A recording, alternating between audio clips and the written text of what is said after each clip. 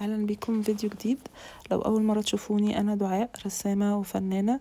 بشارك معاكم رحلتي الفنيه من خلال الرسم في السكتش بوك والتجارب الرسم اليومي وايه اللي بتعلمه في خلال الرحله دي، وكل ما له او متعلق بالفن والتصميم. فيديو النهارده بشارك معاكم جوله في واحد من السكتش بوكس بتاعتي اللي رسمتها خلال الصيف او خلصته خلال فتره صيف 25. عادة أنا بحب الحجم الصغير بتاع السكتش بوكس اللي هو حجم ال A6، لأنه بيكون عملي وبقدر أخده معايا في كل أماكن لو برسم برا أو برسم في البيت.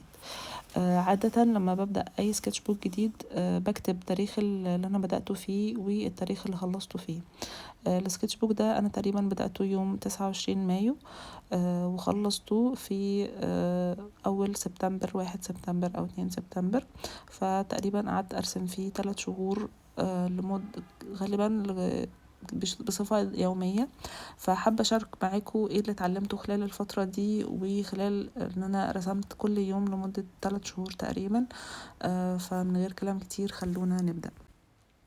بما اني بدأت السكتش بوك ده في فترة الصيف، وهي فترة فيها سفر وخروجات كتير وزيارات لأماكن، فكانت أول حاجة اتعلمتها إن ألقط اللحظة وأجمع ذكريات من الأماكن اللي أنا موجودة فيها وأحولها لمصدر إلهام للرسم. زي ما بنستخدم الموبايل عشان ناخد صور تفكرنا بالأماكن اللي زرناها والناس اللي شفناها والحاجات اللي أكلناها، فأنا حولت ده إن أنا أعمله بدل الموبايل بكاميرا الموبايل، أعمله بالرسم في السكتش بوك.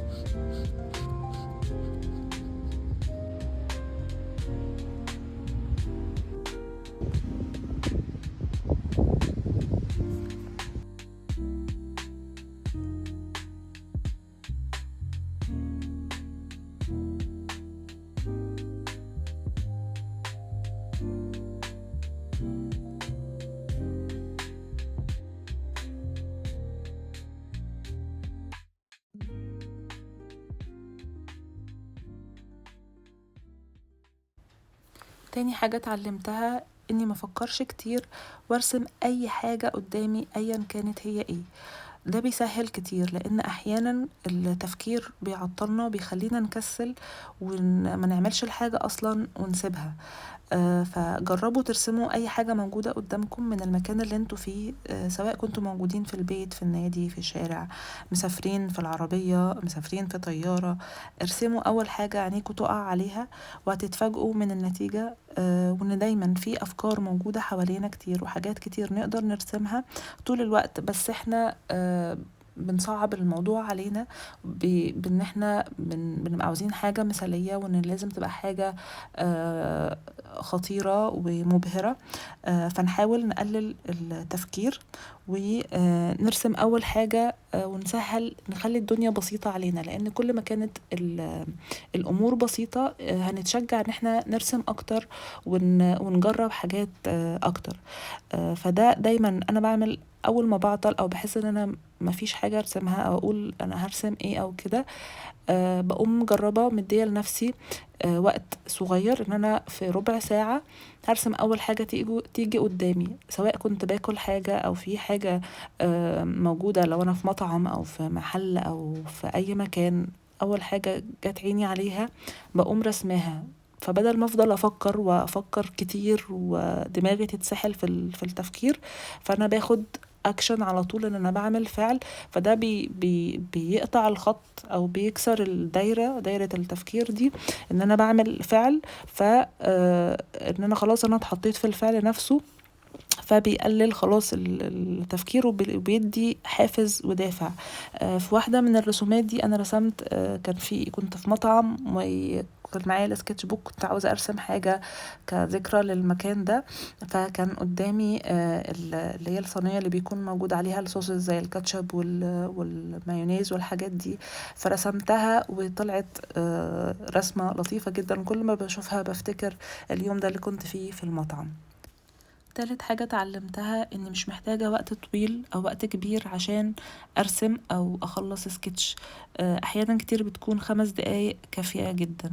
من اكتر الخدع اللي دماغنا بتخدعنا بيها اني عشان ارسم لازم يبقى الجو جاهز واني عندي وقت كبير اقدر ارسم فيه. لكن في الحقيقة وفي الواقع ان دماغنا بتخدعنا بالموضوع ده عشان نكسل وما نعملش الحاجة اصلا. بدل ما تقول انا محتاج وقت طويل، ادي لنفسك وقت صغير، 5 دقايق او 10 دقايق الموجودة ما بين مثلا حاجتين بتعملهم او ما بين اوقات انتظار، وقرر ان انت هترسم خلال الوقت ده ايا كانت النتيجة هتبقى عاملة ازاي. ساعات كتير بيبقى عندنا اللي هي الأوقات البينية أو الin betweens، اللي هي ما بين حاجات أو ما بين تنقلات أو ما بين أعمال يومية، بيكون فيها جابس صغيرة. الجابس دي ممكن تكون كافية جدا إن أنت ترسم حاجة وتطلع كويسة.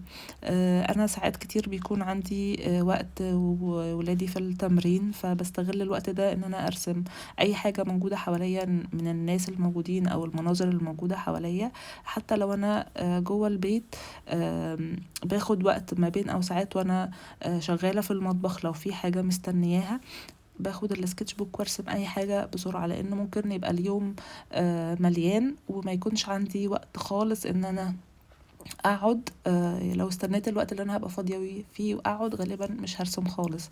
فمن اكتر الحاجات اللي بتفرق معايا وبعملها تقريبا مش في الرسم بس في كل حاجه، هي استغلال الاوقات البينيه واستغلال الاوقات الصغيره، وان انا ما استقلش ابدا بال5 دقايق او بالدقيقه او مهما كان الوقت ده قليل، فهو فرصه ليا ان انا ممكن استغله واعمل فيه حاجه بدل ما افضل مستنيه وما اعملش حاجه خالص.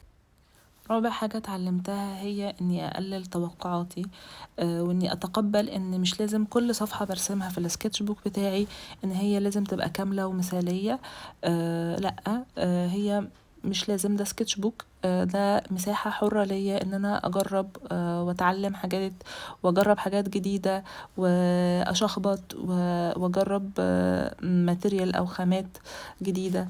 في صفحات ممكن تبقى فيها السماحية ان هي تكون كاملة، وفي صفحات ممكن تبقى مجرد تسجيل لأفكار أو سكتشات سريعة أو مجرد أوتلاين بسيط، لأنه في الآخر هي مساحة أمان ليا أو لأي حد بيستخدم سكتش بوك.